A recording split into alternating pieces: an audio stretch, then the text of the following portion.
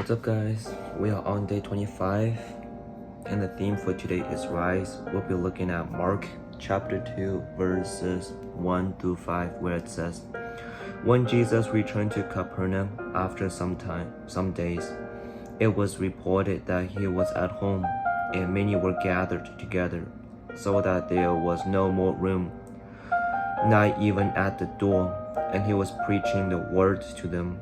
And they came, bringing to him a paralytic carried by 4 men. And when they could not get near him because of the crowd, they removed the roof above him. And when they had made an opening, they let down the bed on which the paralytic lay. And when Jesus saw their faith, he said to the paralytic, Son, your sins are forgiven. What a wild scene.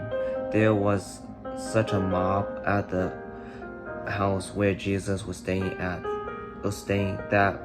latecomers couldn't get in, let alone be healed. Here was a guy paralyzed and strapped to a stretcher, and the people wouldn't make way.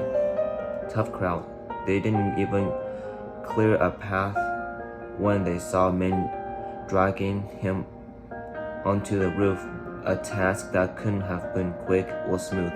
When they finally made it up, they began hacking away at the straw and mud. Jump cut to inside the house. People surrounded Jesus while he preached and healed, but they were interrupted by the sound of footsteps dragging and digging above them, and then chunks of the roof fell to the floor and probably on the heads of many in the room. But it worked. Jesus was moved by the faith that drove them to such heights. Cheesy pun. And he forgave the paralytic.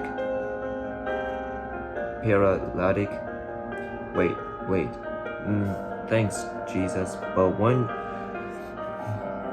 when we decided to scale the walls of this house, we were hoping for a real miracle, something along the lines of rise and walk.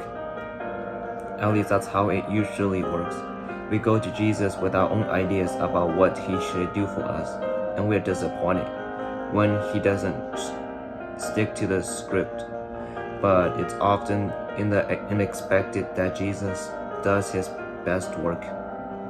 Now, some of the scribes were sitting there, questioning in their hearts, why do this man speak like that?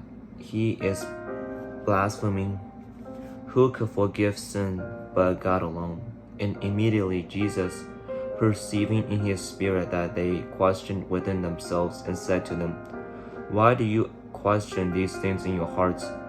Which is easier to say to the paralytic, Your sins are forgiven, or to say, Rise, walk, take up your bed, and walk? But that you may know the Son of Man has authority on heaven to forgive sins. He said to the paralytic, I say to you, rise, pick up your bed, and go home. And he rose and immediately picked up his bed and went out before them all, so that they were all amazed and glorified God, saying, We never seen anything like this. As it was recorded in Mark chapter 2, verses 6 to 12. Christ's mission was to save souls, and healing was useful in demonstrating his power to do that. But it wasn't the mission.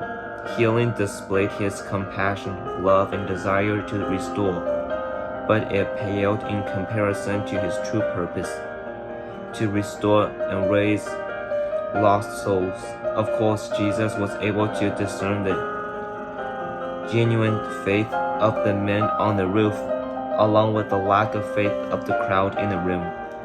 He exposed their thoughts, also a miracle, and announced his power to both heal and forgive. Since forgiveness is necessary to have a restored relationship with Jesus and with God, and thus spend eternity with him, Jesus was offering something far better than healing. So for the man who entered the room through the roof, walking was hopefully just the beginning of a lifetime spent following hard after the one who forgave him. And so that you may know that I have the power to forgive, rise and walk. Of course, he did rise and walk, and this time probably through the front door.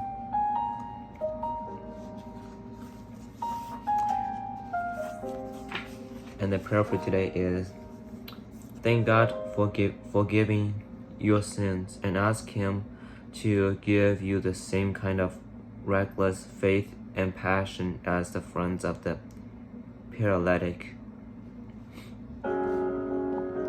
So here are some reflection questions. In order to take such extreme measures, what must the 4 men carrying their friend had believed about Jesus?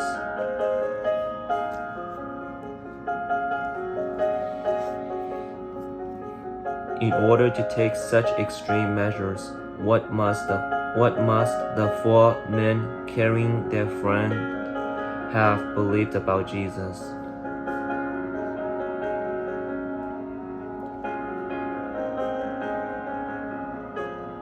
What/who keeps you from pursuing Jesus with that kind of passion as the 4 friends have about Jesus?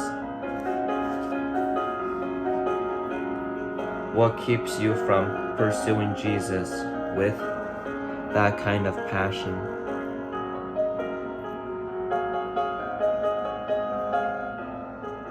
If you struggle to value spiritual growth over material, list 3 to 5 reasons spiritual growth matters more.